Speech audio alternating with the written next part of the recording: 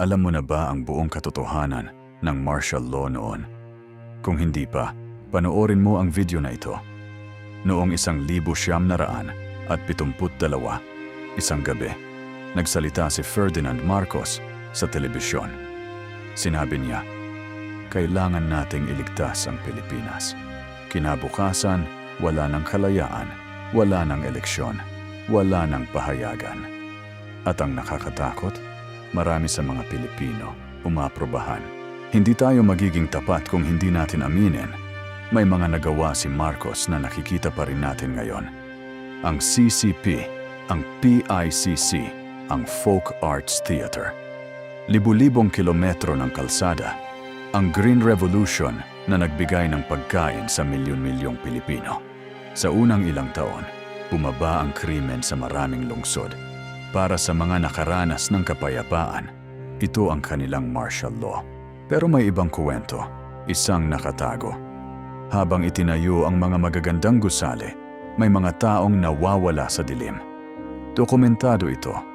Hindi opinyon, ang Amnesty International, ang mga korte sa Swisya, ang ating sariling PCGG, lahat sila ay nag-record.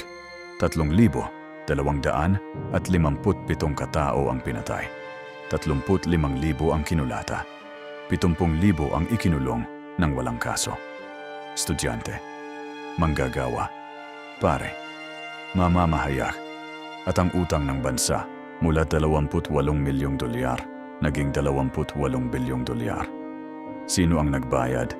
Hindi si Marcos. Ikaw, ako, ang ating mga magulang.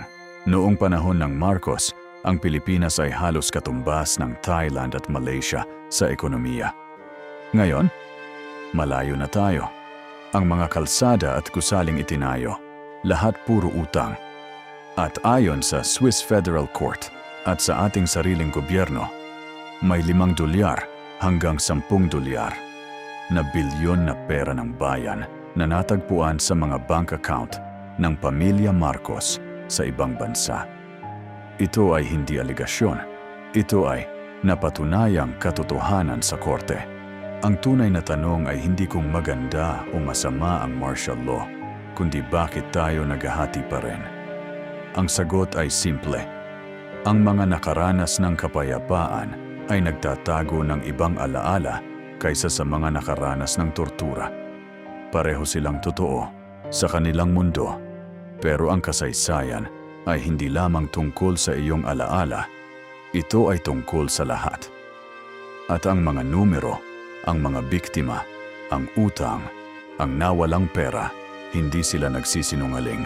Ang kasaysayan, para sa atin, hindi para sa kanila. Hindi tayo nagtatanong para atakihin ang sinuman. Nagtatanong tayo para hindi na maulit. Ang tunay na patriota ay hindi natatakot sa katotohanan. Tinatanggap niya ito para mas maging matalino ang susunod na henerasyon. Kung may natutunan ka ng bago ngayon, mag-follow, like, and share.